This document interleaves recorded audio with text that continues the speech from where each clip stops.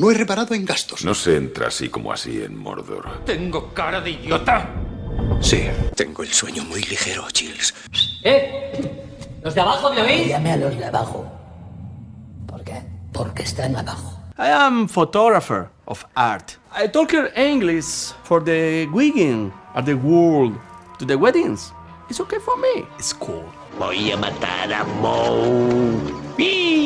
Programa 173 de El Quimérico Inclino. Hola a las personas. Segunda película española de esta temporada del Quimérico Inclino. Es una película que estuvo por los premios Forqué recientemente, por la interpretación de una de sus protagonistas, y que está funcionando bastante bien en la plataforma de Amazon. Es una historia que rescata la biografía de una mujer fundamental en la España de los años 30 y cuyos temas resuenan bastante con la actualidad. Hoy hablamos de mujeres, de la sexualidad, de genitales femeninos, del Partido Socialista, de la libertad, de la represión, de política, de filosofía, de sangre, de disparos, de brujas y de la Virgen Roja, dirigida por Paula Ortiz y escrita por Eduard Solá y Clara Roquet. Y tú de Torrent. Hola Víctor y hola Mick. ¿Qué pasa? Buenas noches. Buenas noches a todos. No sé, tú de No, Torrent, es que sí, porque Vale, ves, vale. es que tienes cara de querer enfangar tú. Es O que sea, tienes sí, cara sí. de enfangar tú. O sea, Es como, vamos, es como. vamos, no. Vamos tú de Además es turno. que es la carita, es que es la carita, es la carita que viene. Hoy se me ha Sí, notado, ¿no? Ah, O sea, yo recomiendo que vayamos tú de turno porque si no, voy a tener que hablar del primer episodio de 1992 de Eres la Iglesia y no quiero. Bueno, luego te preguntamos por qué en el descanso. Vale. Vale, bueno, de momento, los lunes a las 10 en Rec Radio y en YouTube y en el resto de plataformas. Os podéis suscribir y, bueno, pues nos vais escuchando, nos vais viendo y os vais enterando de las películas de las que hablamos. Y hoy vamos a hablar de La Virgen Roja, una película que se estrenó ya hace varias semanas en cines, pasó por salas. Yo creo que como un poco de puntillas, que tampoco llegó a despegar tanto, y sin embargo ahora yo estoy escuchando más a la gente hablar de ella a través de la plataforma de Prime, de Amazon Prime, que es donde está. No sé si vosotros la llegasteis a ver en cine o... sí. Víctor, sí, yo no. Sí, de hecho era de las pelis que eran muy llamativas, uno por la crítica, y dos porque se juntaban en un espacio de tiempo, se juntaban, no sé si fueron 4 o 5 películas dirigidas por mujeres, mujeres también que venían con otros trabajos que habían sido muy buenos, que habían tenido mucha repercusión, y de repente teníamos en 3 meses unas grandes obras con voces femeninas hablando de personajes importantes femeninos. Por eso está Infiltrada, estaba la de Soy Nevenka, estaba Los Destellos, Mm. estaba también Rita, estaba la de Salve María. O sea, de repente se metió un grupo además con pelis muy buenas, hablando de eso, de personajes femeninos desde el punto de vista además de la dirección femenina. Y esta era una de las que a mí personalmente más me llama la atención, precisamente. Bueno, luego podemos ya desvelar más cosas de la peli, luego hablamos más de la peli. Pero yo creo que es una peli que se estrenó en cines no con mucho, no durante mucho tiempo, que no sé si es estos recursos que están haciendo estas películas a veces de Netflix, de Amazon, que se estrenan en un recorrido corto en salas. No sé si de cara a premios, no sé si de cara a un poco de publicidad también, ¿no? Que mantengan esa presencia en salas también, tanto como productoras, como en este caso que también está por ahí lo de Amazon. Entonces no sé si los casos vienen un poquito por aquí. Eso es un tema interesante, no lo sé, porque imagino que luego podemos hablar con los que han distribuido y han diseñado todo ese plan y nos dicen lo contrario, pero sí que es verdad que al final lo que cuesta llevar una película a salas es muy caro, porque cuantas más copias es más caro y es un desembolso grande. Es un desembolso grande también toda la publicidad que tienes que hacer previa, que es verdad que una vez está hecha, ya está hecha, ¿no? Pero tienes que estar alimentando publicidad para decir, oye, tenemos esta película en salas, podéis continuar viéndola. Y no sé hasta qué punto interesa para algunas películas con un presupuesto medio o el que sea, decir, mira, estrenamos 3 semanas o 4 o las que nos compense para poder estar luego, pues eso, en los Goya y demás, porque es obligatorio estrenar en salas y a partir de ahí en plataformas que nos va a ir mejor y que lo va a ver más el público, no lo sé, pero bueno, son estrategias al final. Hace tiempo, cuando hacíamos antes el programa que hablamos de noticias, hablábamos de taquilla americana, de España y demás, se empezó a hacer una cosa a finales de año que era, en Estados Unidos, era distribuir a pocas salas, hacer una distribución pequeñita al principio, con pelis, hablo de pelis más pequeñas, no hablo de pelis, pero por ejemplo también pasó si mal no recuerdo, con El francotirador de Clint Eastwood, que se estrenaba en pocas salas, llegaba la época llegaba un poco el boca a oreja y demás, empezaba a coger publicidad, pero mucho más por generar opinión en redes y generar opinión de la gente que la veía, sobre todo porque eran pelis de calidad, digamos, eran buenas pelis que atraían la buena crítica. Entonces eso hacía que luego pudieran dar un salto a grandes salas, pero ya con un poco de bagaje hecho, que pudiera hacer que el resto de las personas digamos, vinieran ya avisadas de, oye, vamos a ir a ver una buena peli, ¿no? Va a merecer la pena el esfuerzo económico, lo que sea. Y luego también de cara a premios, ¿no? Los premios en sí mismos, los Oscars, los Globos de Oro, generan una propia publicidad en sí misma, o sea, Sí, claro. para las propias películas. Entonces, es una especie de publicidad gratuita y a veces una parte de la distribución se hacía así.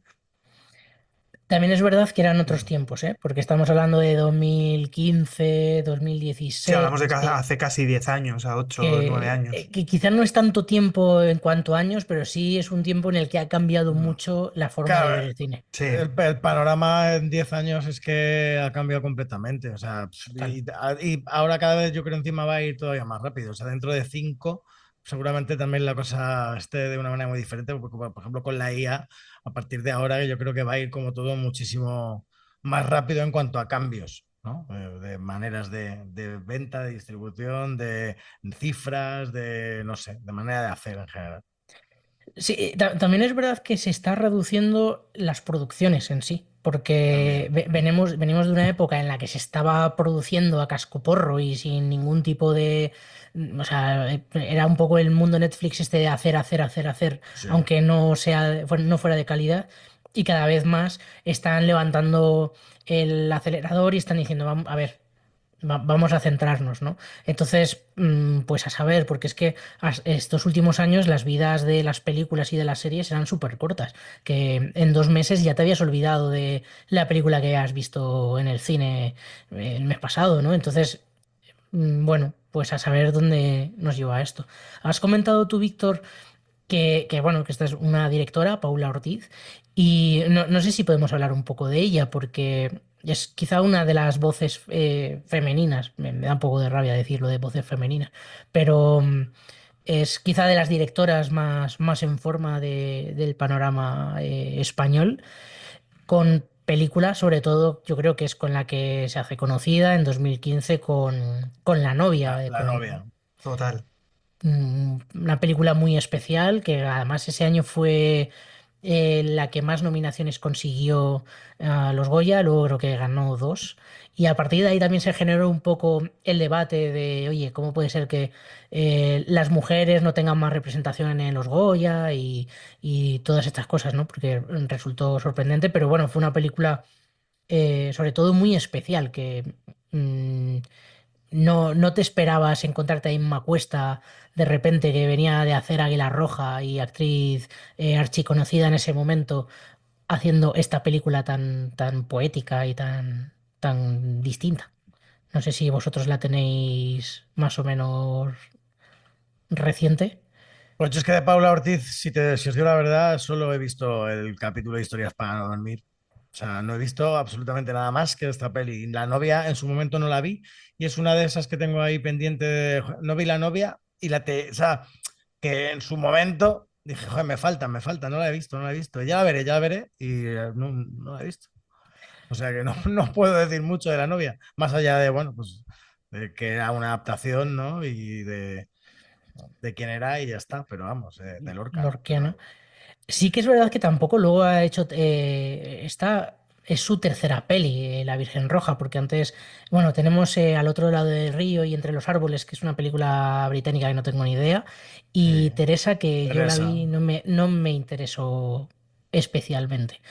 eh, a mí personalmente. Pero bueno, luego sí que tenemos Historias para no dormir, El asfalto, que hablamos de ella en su momento, cuando hicimos el repaso de Historias para no dormir.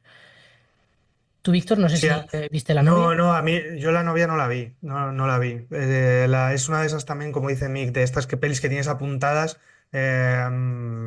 pero es que no, no la pude ver. Y luego, otra cosa que tenía también aquí anotada para hablar de ello son los guionistas, que bueno, pasan un poco desapercibidos, pero si vemos lo último que ha hecho Eduard Solá este año, está La casa en llamas, Casa en Flames, sí. de Dani de la Orden, que es una de las mejores películas seguramente del año. Está El bus de la vida, que esa no la tengo ya tan ubicada, pero bueno, está con Dani Rovira y Susana Abaitua. Está La Virgen Roja, está Mame en Mayo, la serie esta de Sky Showtime con Silvia Abril, que se acaba de estrenar, no lo ha visto, pero bueno, también como una de las series que llaman la atención del año. Está en la serie de Querer, que es también otra de las grandes series del año. O sea, este chico de repente este año ha dicho, pues voy con todo. Sí, porque menos mal porque que ha hecho Casa en Llamas, porque de la del cuerpo en llamas también no podemos decir lo mismo. Bueno, A los mí que el no cuerpo en tenían llamas nada que ver. A mí, bueno, me no pareció me- normal, tampoco ni fu ni fa, pero porque yo creo que tampoco el tema me interesaba mucho. Sí, bueno, a mí la que sí que me gustó en su momento, que ya es de 2018, fue la de Black is Belcha. La Ah, primera bueno, claro, de sí, animación de Fermín sí, sí, Muguruza, que bueno, pues aparte luego de las de Barcelona Noche de Verano y estas también las de con Dani de Dani de la la Orden, Orden, sí, claro, que bueno, o sea, es un hombre que lleva una trayectoria ya larga y que bueno, que ha hecho muchas, muchas cosas y sí. bueno, le está yendo ahora fenomenal y está escribiendo muy bien. Sí, también tiene Quatretondeta de 2016 con José Sacristán, y es una película que también que a mí me gustó. O sea, es un tipo que ha hecho pelis así como bastante guays y series, pero que sobre todo este año, pues nada, probablemente una de las mejores películas del año y probablemente una de las mejores series del año. De hecho, bueno, Querer está como en algunos rankings está como la mejor serie de la historia de España, que bueno, también tiene que bajar y el Sí, suflé, eso te iba a decir, pero que recordemos que a veces las críticas, sobre todo de la gente, sí. son muy, muy emocionales en cuanto a los Pero ojo 10 y con a la los serie de unos. Creer, ¿eh? No sé si No, la no, habéis no, yo no, visto, no, no pero le quito No, calidad, no, o sea, yo no no, le, no, yo todavía no. tampoco la he visto. Yo la que recomiendo es Los Años Nuevos, que estoy... La tengo me, me- pendiente. me ha gustado mucho y ya sabéis lo nuevo de Sorogoyen y bueno, y desde aquí, pues joder, enhorabuena a Sandra Romero, ¿no? Que es amiga Total. y jolín, está muy bien, o sea, a mí me ha encantado, me parece una serie maravillosa en otro registro, ¿no? Pero bueno, no estamos para hablar de Sorogoyen, ¿no? Bueno, Sandra Sino Romero, vamos. otra que también ha tenido un añito interesante, ¿eh? Sí, sí, sí. Un estreno de su peli. A ver qué tal, que yo aún no la he visto por dónde pasa el silencio. Ya el corto sí me gustó en su momento, pero bueno, a ver qué tal con su primera peli. Que seguro que Y bien, porque están hablando muy bien, o sea sí, que sí, están hablando muy bien. Están tengo hablando ganas, muy bien de ella. ganas de verla. Y luego la co-guionista de Virgen Roja es Clara Roquet, también directora, y que si te pones a ver también los trabajos que ha hecho este año, está Come Tierra, que es una serie que no he visto, pero está Galgos, que también tuvo, Galgos. eh, sobre todo a principios de año, ¿no? Yo creo que es esta serie, o de antes del verano, que tuvo así su tirón, La Virgen Ujú. Roja, Las Largas Sombras, que a mí es una serie que también me gustó bastante. Polvo serán, pero bueno, que venía el año anterior de hacer Criatura, de hacer Que nadie duerma, o sea, otra también, que de repente es como que se han juntado en esta película una serie de nombres bastante interesantes. Eh, Total. bueno, ahora hablaremos también de qué os ha parecido. Si queréis, podemos pasar directamente a la sinopsis o algo más que añadir, su No, no, señoría. Vale, dale caña, dale. dale caña. Pues nada, Hildegard es concebida y educada por su madre Aurora para ser la mujer del futuro, convirtiéndose en una de las mentes más brillantes de la España de los años 30 y uno de los referentes europeos sobre sexualidad femenina. A sus 18 años, Hildegard comienza a experimentar la libertad y conoce a Abel Velilla, quien le ayuda a explorar un nuevo mundo emocional y a desmarcarse del férreo nido materno. Aurora teme perder el control de su hija y hace todo lo posible para impedir que Hildegard se aleje. Las dos mujeres se enfrentarán durante una noche de verano de 1933, poniendo fin al proyecto Hildegard, un proyecto que solo ha podido compararse al proyecto Anita Obregón. Escuchamos el tráiler. Lo único que me importaba era la creación de ese ser humano. Una niña eugénica para liderar la revolución de las mujeres en España. Ella debía ser la mujer del futuro. Suspiros convertir en cantos de alegría. Ya no irán solo los hombres. Nos hemos decidido también a luchar. No frente al hombre, sino a su lado. En todo cuanto tienda a hacernos a todos más libres y más capaces. Para engendrar una sociedad justa.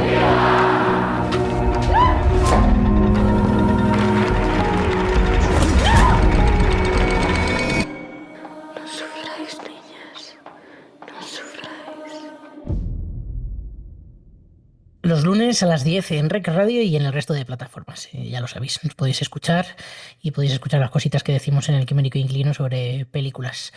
Y como siempre, pues os pregunto por qué merece la pena ver, en este caso, La Virgen Roja, por ejemplo. Víctor, venga, va, empiezo contigo. Empiezo yo. Bueno, la tengo posiblemente un poco menos fresca que vosotros, que la vi en cines hace ya un par de meses, posiblemente, que se lanzase. Y fue una de las pelis que, como decía antes, que más esperaba ver. Y desde luego no me ha defraudado. O sea, creo que es una peli que merece muchísimo la pena. Uno, vuelvo a decir un poco lo mismo en el sentido de las voces femeninas dentro del cine, hablando de personajes femeninos y sobre todo hablando de personajes femeninos tan importantes, ¿no? Descubriendo personajes femeninos tan importantes. Para mí, sobre todo, a mí personalmente lo que más me ha gustado de la peli es la fuerza que tiene narrativa. O sea, tiene un poder posiblemente, o no posiblemente, teniendo a Anna John Inri, digamos, por ahí, un personaje, ¿no? Una actriz que llena prácticamente la pantalla ella sola. Cobra aún más fuerza esta película. Y luego Alba Planas, que no se queda tampoco por detrás. Yo sobre todo es eso, tiene un poderío visual, tiene un ritmo de cámara, tiene un montaje, una planificación que me parecen tremendas a la hora de enfrentarte a la historia, enfrentarte al personaje. Y sobre todo hay varias partes en cuanto a todo lo que cuenta la película que se queda siempre en esa línea entre qué es lo que está permitido y qué es lo que no, ¿no? Hasta dónde estas películas en las que se ven hasta dónde se puede forzar a una persona a ser algo y a construirlo, ¿no? Lo hemos visto en otras películas que luego cuando hablemos un poco de qué otras películas ver.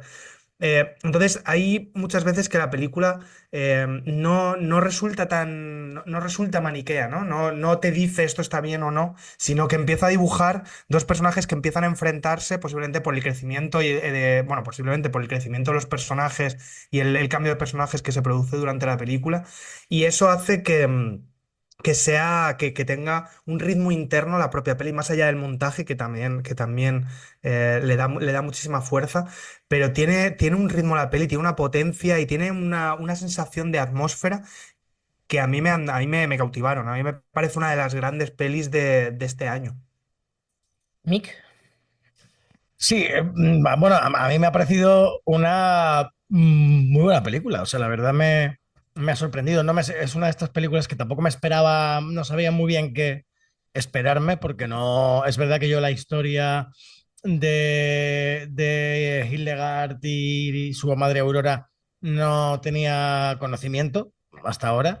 Y sin embargo es una historia, bueno, es una historia basada en hechos reales, una historia real, que además antes ya habló de ella en el 77 Fernando Fernández Gómez con Mi hija Hildegard, que bueno, o sea, no sé si se consideraría un remake esta película, yo creo que no, porque yo no he visto la de Fernán Gómez, pero Tampoco. Pero vamos, creo que no. O sea, creo que es como no sé, un punto de vista diferente y tal. Pero bueno, la historia. Al ser un biopic, es que. Claro, eso no deja de ser un biopic y es algo que, bueno, pues puede contar de maneras diferentes mucha gente, ¿no?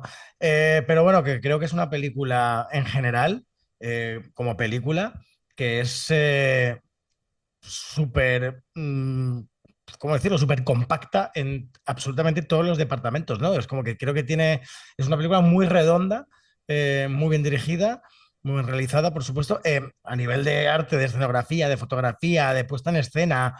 Jolín, está todo como artísticamente muy impecable, ¿no? Está como todo muy, muy bien, y además, creo, por supuesto, o sea, la dirección de Paula Ortiz, fantástica a nivel interpretativo. Tanto Naya como Alba están estupendas.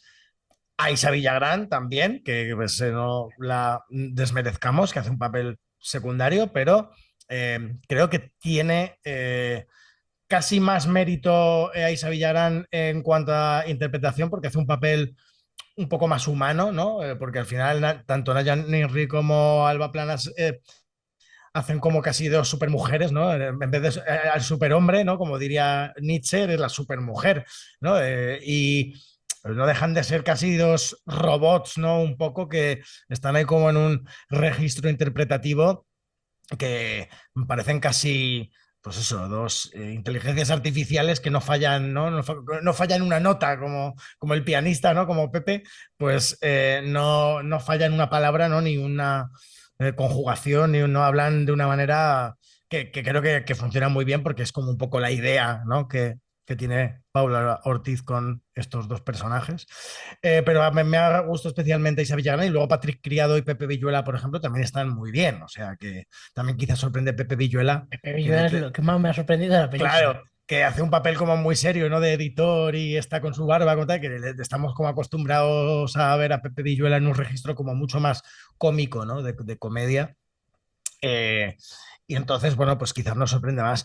Pero a mí quizá lo que más me ha gustado también es el mensaje, ¿no? Creo que tiene un mensaje muy necesario. Ya no solo el mensaje feminista, claro, ¿no? Que es este alegato feminista, sino, bueno, dentro de este feminismo, esta visión femenina y feminista a la par, creo que tiene una moraleja pues muy interesante y muy, muy necesaria y que ahí está, ¿no? Y bueno, me ha parecido una película estupenda. O sea, yo le he puesto un 7 y igual le habría puesto un poquitín más.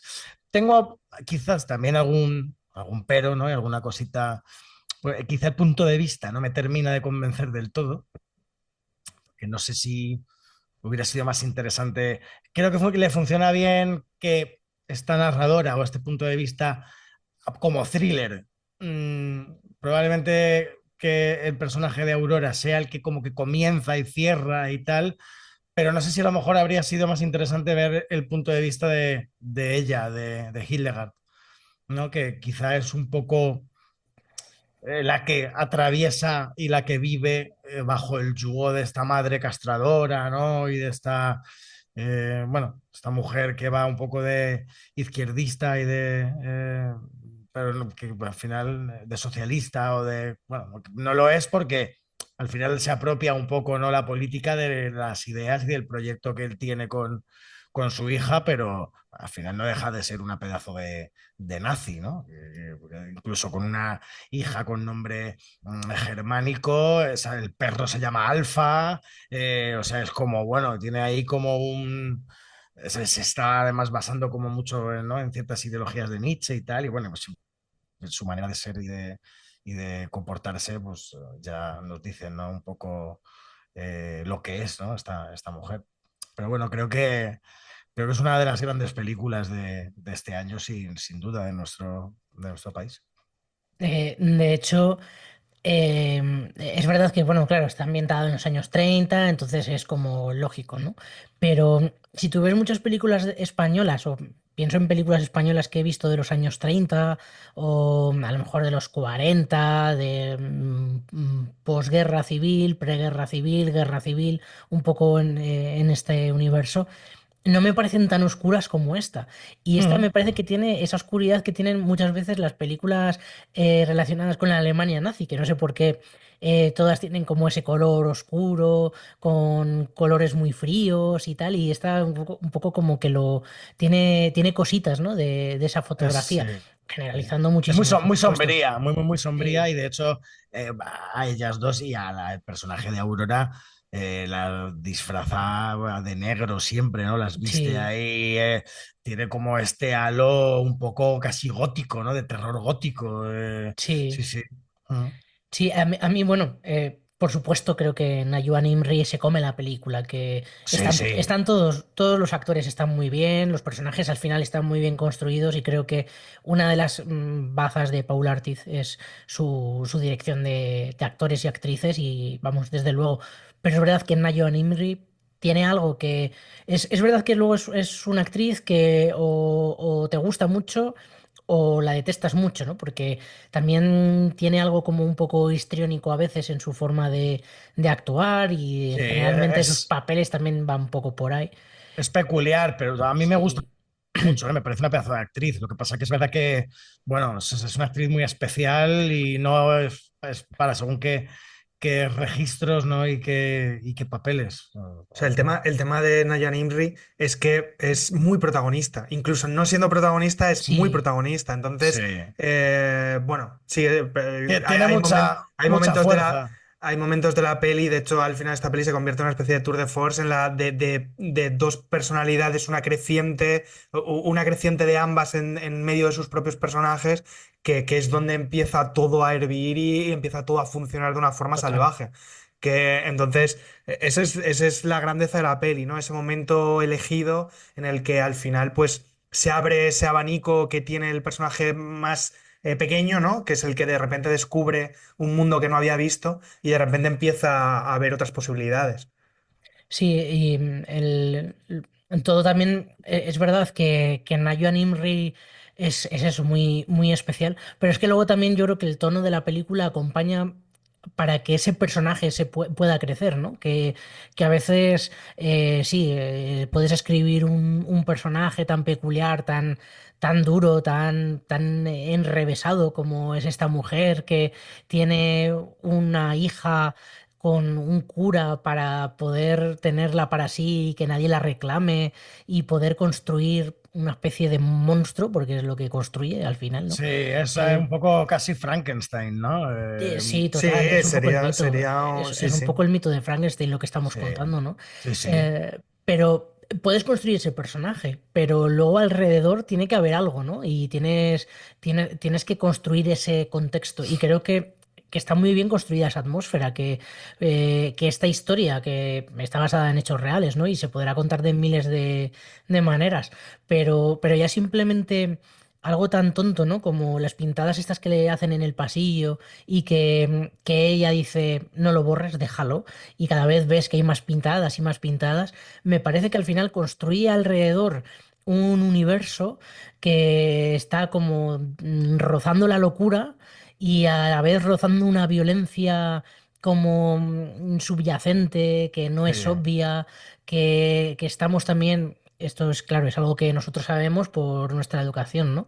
Que sabemos que estamos en unos años previos a la guerra civil, que la sociedad española está muy fragmentada, está muy rota, entonces creo que hay construido alrededor una serie de detalles y de características que hacen que personajes así, vamos, pues eso, se coman la pantalla de una forma increíble. Has dicho tú también, Mick, una cosa que me ha gustado, ¿no? Y es que son dos personajes al final que son como dos máquinas de matar, son como una especie de Terminator Sí. de la sabiduría, pero Pero realmente la máquina es la madre, porque la Claro. hija es lo que ha aprendido y piensa que tiene que ser así y es lo que le han inculcado y de repente ese clic, ¿no? De casi de Amis que le permite Sí, ver la realidad de fuera y dice, ostras, me gusta más esto, perdóname.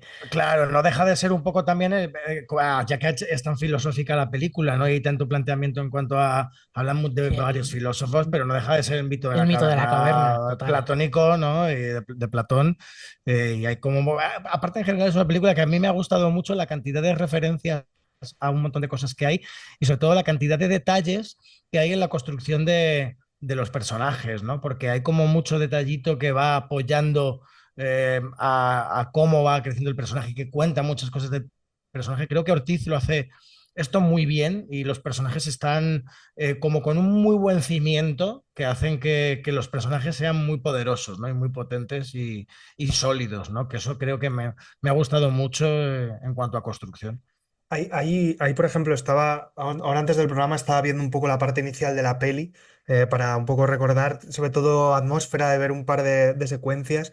Y hay un momento que es cuando aparece el personaje Patrick Criado, aparece por escena, el partido de tenis, empieza todo a girar alrededor de la política, ¿no? Y empiezan en la casa, es la parte de la pistola, que intenta conseguir la pistola y se genera ahí un clima de decisión de hacia qué rumbo toman, ¿no? Si entran a la parte política, ¿no? Si se dejan ver por ahí o si entran por esa zona. Y hay un corte que es súper interesante, que están en la casa y están empezando a tomar la decisión de si lo hacen o no. Y ese corte en el que están en la casa, eh, el personaje de Alba Planas dice algo así como tendremos que ser nosotras las que tomemos las riendas también de algunos sitios, tenemos que estar en estos sitios para poder trabajar en ellos, ¿no? Para poder construir y para poder evolucionar. Y de repente cortan a la entrada, un plano desde atrás de seguimiento, si mal no recuerdo, que entran en la conferencia esta del PSOE, ¿no? Cuando están en esa sala del PSOE. Ese corte tiene mogollón de información, tiene una fuerza brutal, porque tienes una conversación en la que han tomado una decisión que no se ha contado, sobre todo por parte del personaje de Naya, ¿no? Tienes un momento absolutamente rupturista en el que de repente el personaje de Alba Planes empieza a tomar decisiones y empieza la película a ir hacia decisiones que ella va tomando, hacia posturas que ella va tomando, y Naya se queda como en ese no segundo plano como tal, pero sí empieza a quedarse detrás de ella. Siempre como un ente, como algo que está ahí encima y va moviéndola, ¿no? O va dirigiéndola un poco. Pero ese momento por ejemplo, es uno de los ejemplos destacados de la peli de cómo tiene una violencia que decías tú, Sergio, que tiene como una violencia por dentro, ¿no? Una violencia contenida. La película es pura violencia. Es una violencia subvertida en los dos personajes que luego va saliendo. Pero esos detalles implican una construcción muy fuerte a nivel narrativo, o sea, a nivel de cine, de decir, vale, corto aquí porque puedo contar muchísimo más directamente sin contarlo, solo contando con estos detalles y el valor que tiene ese momento, ese cambio de plano, es súper fuerte y realmente es un ejemplo de lo que tiene esta película. Hablabais, por ejemplo, antes de lo de la atmósfera, y es cómo están construidos los espacios interiores, la casa, cómo está construida la zona del PSOE, cómo están construidos esos espacios opresivos, en algunos casos sí que son luminosos, pero esa luminosidad se va trabajando a medida que el personaje de Alba o el de Naya se empiezan a encerrar en sus posturas, ¿no? Como un sitio absolutamente opresivo en cuanto a ideales, en cuanto a principios y en cuanto a riqueza también. Y cómo luego la parte exterior, la parte de la casa, cuando van al partido de tenis, empiezan todos esos trajes blancos, ellas van de negro, el contraste, Pues ese cómo plano. cuando acaba la monarquía, ¿no? Y están todos celebrándolo en la calle y empieza todo a ser muy jovial, ¿no? O sea, hay abertura de planos, hay fondo, hay luz, hay de todo, y hay un contraste enorme en el que se cuenta muchísimo de los personajes a través de eso. Es una peli muy, muy, muy buena. Sí, es verdad, ¿no? Que la casa ves como que los planos son más pequeñitos, ¿no? Está todo como más encorsetado, esa oscuridad que sobre todo la casa, la parte oscura es más en la casa, ¿no? Y todo lo que tiene que ver con la madre, que es como una especie de agujero negro que absorbe toda parte de luz y luego por otro lado está Patrick Criado, que es donde hay un poco más de luminosidad total. También habías apuntado tú, Mick, el tema del punto de vista.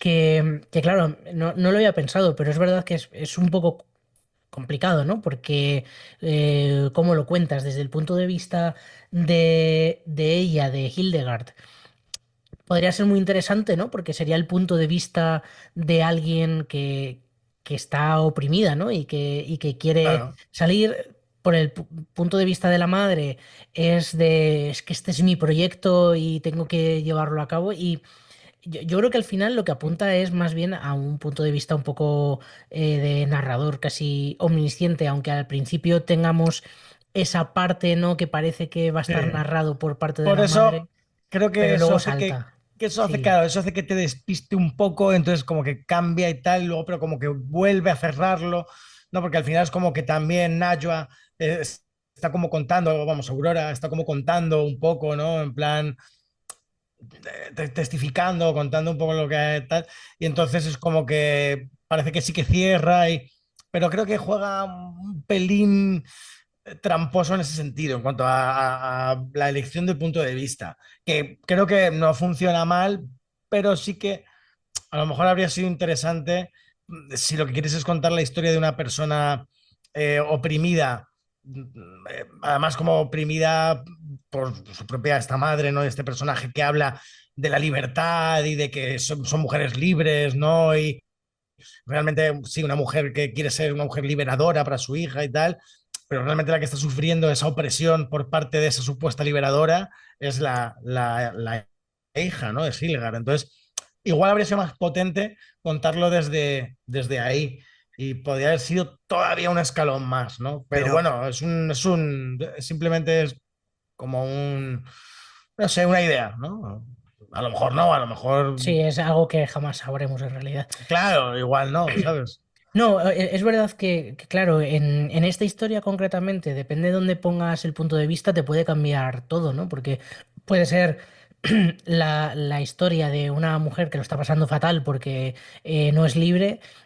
O la historia de una mujer que está loca y que está. Pero yo creo que al final lo que hace es situarse en un punto intermedio que no es el punto de vista de nadie, sino un Mm, poco de esta es la historia, ¿no? Y os invito a sí. conocerla casi. Que a mí es una de las cosas que también me ha parecido súper interesante, porque más allá de que la historia en sí es súper loca, si alguien no ha visto la película a estas alturas, estamos hablando de una mujer que decide construir a una niña desde pequeña como si fuese eso. Empieza a decir que a los 2 años ya sabe escribir prácticamente, ¿no? O algo de esto, que a los 6 está estudiando casi una carrera, o sea, es como todo súper loco. Ya no me acuerdo de las edades, ¿no? Pero que es Sí, una niña súper precoz, es una niña que en principio podría parecer como una genio, pero en realidad lo que es una niña infeliz. Y es que la madre la ha moldeado porque quiere crear una especie de proyecto en el que las mujeres tengan un papel predominante en la sociedad y tal. Y como historia real y basada en hechos reales, es loquísimo pensar que esto pudo llegar a pasar y sobre todo que tuviera tanto éxito, porque en el fondo, bueno, podría ocurrir y que la niña no quedara en nada, pero es que llegó a sitios muy arriba esta mujer.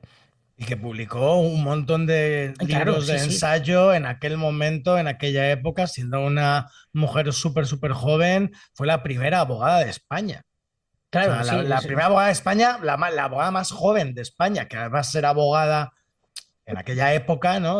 No era algo sencillo. No, no, o sea, como personaje me parece un hallazgo encontrar esto, ¿no? De repente decir, es que mira qué historia he encontrado. Y creo que eso está muy guay, porque más allá, ya digo, de que esta historia sea curiosa, creo que tenemos cierta necesidad de recuperar personajes e historias previas, sobre todo a la guerra civil, porque esos esas primeras décadas del siglo XX en España son súper interesantes. Hay historias de todo tipo, ya no solamente de mujeres, que hay muchísimas. De hecho, me he puesto así a mirar algunas, lo típico, ¿no? Que pones buscas mujeres silenciadas a principios del siglo XX y te encuentras a mogollón, pero un mogollón de artistas, de filósofas, de escritoras que eran súper top y que de repente, sobre todo con la guerra civil, huyen del país para evitarse problemas y luego ya mueren en el exilio y la historia las borra por completo, ¿no? Y Bueno, desde luego, y las que no huyeron, que al final quedaron aquí y luego con el franquismo fueron también, totalmente muteadas, ¿no? O sí, sea, sí, claro, total. y silenciadas. Sí. Que es verdad que hay muchas, ¿no? Pero luego también historias como incluso más mundanas, ¿no? No sé, leyendas que hay de la época. Creo que es un periodo histórico súper rico porque estamos justo antes de una guerra civil que lo va a cambiar todo en el país y hay un mogollón de conflictos. Y es verdad que cuando surgen historias así justo previas a la guerra civil, a mí me resultan súper interesantes. Y luego, un poco al hilo de eso, es verdad que esta historia tiene como una carga feminista súper importante, pero creo que lo ha hecho muy bien Paula Ortiz, porque, bueno, sin conocer la historia real como tal, solo conozco lo que he visto en esta película, me parece que ha sabido armarlo con algunos elementos que resuenan con la actualidad y que lo hacen, pues lo que tú decías, ¿no? Al final, Mick, que Sí, genera una moraleja por detrás que dices, ostras, qué interesante, ¿no? Que claro. podría haberse quedado como ahí atrás en lo que pasaba en ese momento, pero ha No, sabido actualizarlo para que te llegue, ¿no? En los sí, mensajes de los sí. que habla. De hecho, es que bueno, o sea, creo que el mensaje final y un poco lo que sería la moraleja de la historia es potentísimo, ¿no? Porque al final no deja de estar hablando de que, bueno, o sea, las mujeres a veces son sus propias enemigas y que, o sea, ahí está el patriarcado, ¿no? Y está todo el problema que hay de machismo y ha habido durante toda la historia, pero al final hay un punto en el que a lo mejor se han dado ciertos pasos o se van a dar ciertos pasos en los que se pueda volver pero en la propia contra de las mujeres, ¿no? El propio feminismo, que pues, hay muchos casos que pasa, ¿no? También, y que pues las mujeres pueden ser sus propias enemigas en un montón de ocasiones, ¿no? Y entonces creo que, y también el dar un poco ese pie a, oye, mira, que todos los hombres no son malos y que de hecho, oye, pues porque eres una puta déspota loca, has cogido y has mandado a un hombre inocente a la cárcel, ¿no? Cuando no ha sido él el que ha hecho pues estas violaciones, ¿no? Por ejemplo, de las que están hablando, que estaban cometiendo en ese momento los anarquistas, ¿no? De esos asaltos a las viviendas en este periodo un poco pre-república, ¿no? Y bueno, pues hay también como un mensaje ahí en plan de, oye, igual hay que revisar también algunas cosas, que no es todo blanco ni es todo negro, ¿no? Sí, un poco, es verdad que habla del feminismo, porque al final es que es obvio. También habla un poco de la izquierda, quizá, porque también sobrevuela la Desde ideología luego, de izquierda, pero en el fondo de lo que está hablando es que, no sé si sería la tesis que manejaban, que el fin no justifica los medios, total. que bueno, pues a veces para llegar a ciertos sitios a lo mejor hay que coger atajos, pero según qué atajos cojas, a veces pues eso, el fin no justifica siempre los medios, ¿no? Sí, Y que puedes tener como objetivos muy buenos y muy honorables, pero cuidado con cómo los manejas porque te los puedes sí, acabar comiendo, que es un poco también de lo que habla o de cómo retrata, ¿no? La izquierda de aquel momento que sí, parecía que todos eran como, primero que, claro, te muestran a gente que son los leídos, son la gente de izquierda de la élite cultural que controlaba, que luego en realidad eran bastante paletillos, porque, bueno, porque habían leído mucho, pero seguían siendo unos misóginos y este tipo de cosas. Y habla un poco de eso, ¿no? De cómo al final esos egos de no, es que tiene que ser lo que yo pienso y esas luchas entre esa izquierda fragmentada, al final hace que no se llegue a nada por esa lucha por conseguir los objetivos a toda costa. A mí la verdad es que me ha sí. parecido súper interesante todo eso. Sí, no, no deja de ser una revisión y una crítica tanto de la propia izquierda como del propio feminismo, ¿no? Es como se está poniendo como ahí en tela de juicio y se está pensando un poco todo el rato, ¿no? Hacia dónde va tanto una cosa como la otra. y pues al final creo que es como necesario, ¿no? El sentarse a pensar y volver a darle una vuelta a las bases, ¿no? de todo, ¿no? Y a la hegemonía de todo, ¿no? Desde luego. Bueno, y pasamos a, si queréis, mejor momento y te pregunto, venga a ti, Víctor, que para que no te lo quitemos. El... El A ver, mejor. no, yo me quedo con con lo que he dicho antes, con ese corte y esa entrada a la parte política del personaje del personaje de Alba. Creo que me parece uno de los momentos más claves porque creo que ese momento de la película es donde empiezan a cambiar un poco las tornas, empiezan a tomar ciertas decisiones y me gusta mucho el retrato que se hace de estas dos mujeres entrando a esa sala, la potencia que tiene, la atmósfera que se crea y todo lo que un poco acaba contando la peli, que es ese conflicto, ese contraste, esas dobles intenciones o esos sacrificios que se hacen, hacia dónde y esas reflexiones que hay durante toda la película. Creo que esa escena a mí personalmente es la de lo que más me gusta. Mick. A mí me gusta mucho el momento en el que está leyendo la novelita, el librito romántico, ¿no? Que es como una Pulp Fiction, ¿no? Como un Penny Dreadful de los de la época de aquí, ¿no? De esas revistitas pequeñitas, ¿no? De pues, historietas de amor. Y me hace gracia cómo cuando Aurora lo coge y lo ve, lo llama panfleto, ¿no? Que es como más...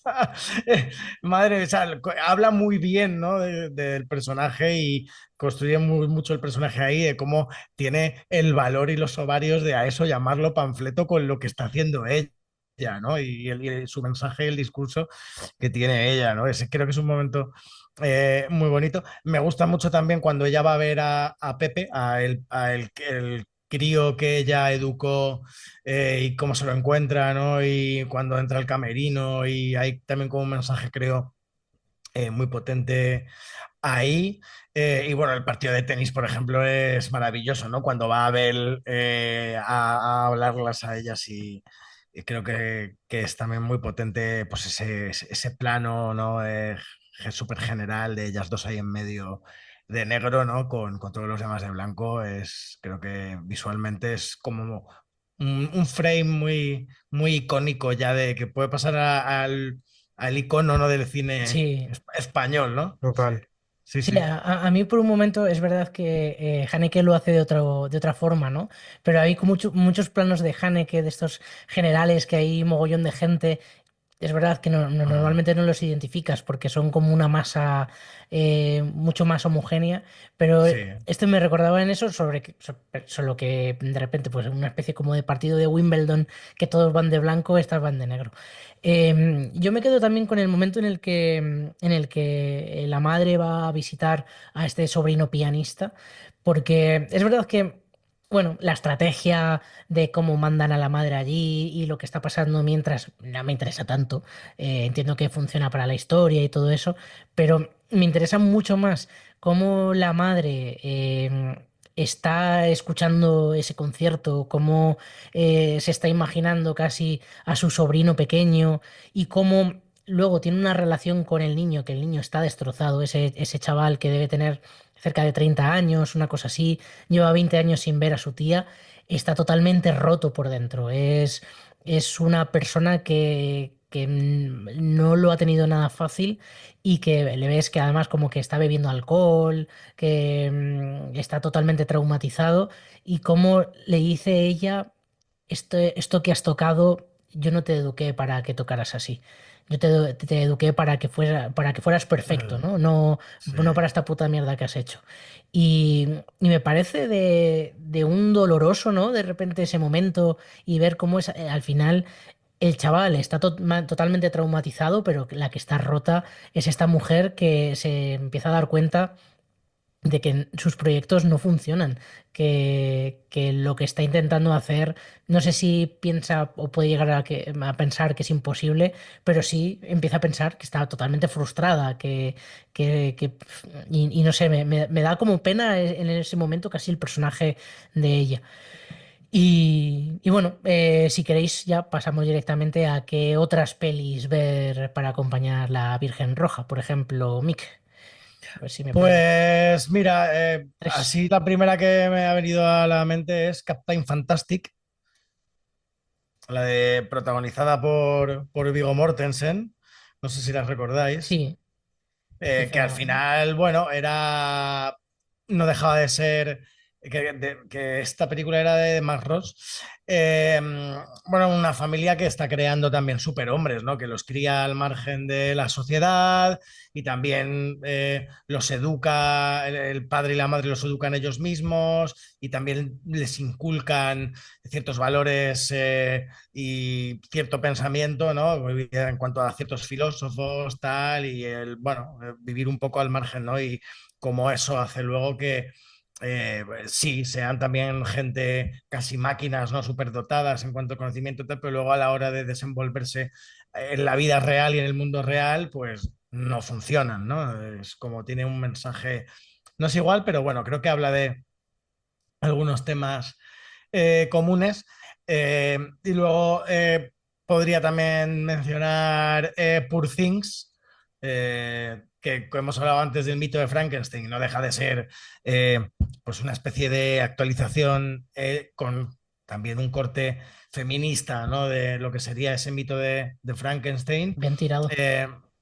Claro, sí, sí, además hablamos de ella hace poco, ¿no? De Yorgos Lanthimos, que aquí nos gusta mucho, y es una película también como muy actual, que pues bueno, ¿no? Ese mito de Frankenstein, pero hecho a los tiempos modernos y pues desde un punto de vista con esa visión más femenina y feminista, bueno, más feminista que femenina, porque al final no deja de ser una película dirigida por un hombre, pero bueno, creo que el mensaje es ese, ¿no? Y está también como bastante claro. Y luego, bueno, un poco por toda esta parte, que a mí también me ha gustado bastante cómo estaba retratado el periodo de la prerrepública, ¿no? La caída de la monarquía, pues eso, todo el movimiento obrero y el el Partido Socialista.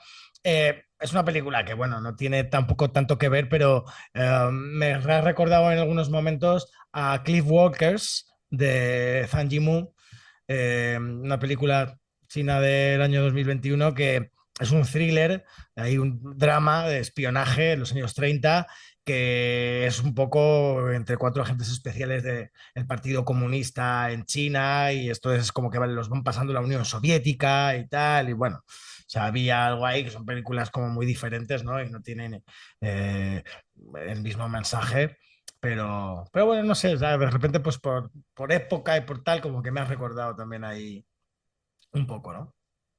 Víctor, rapidito. Nos quedamos Sí, también sin tiempo. voy a decir una peli de la que hablamos aquí, que era El Clan de Hierro, la peli de Sindarkin con Zac Efron, con Jeremy Allen White y Harris Dickinson y demás, que es, iba a decir también, iba a pensar también en Whiplash y demás, de estas películas en las que hay un referente, ¿no? Que fuerza la situación hasta unos límites insospechados, ¿no? Hasta si merece la pena, ¿no?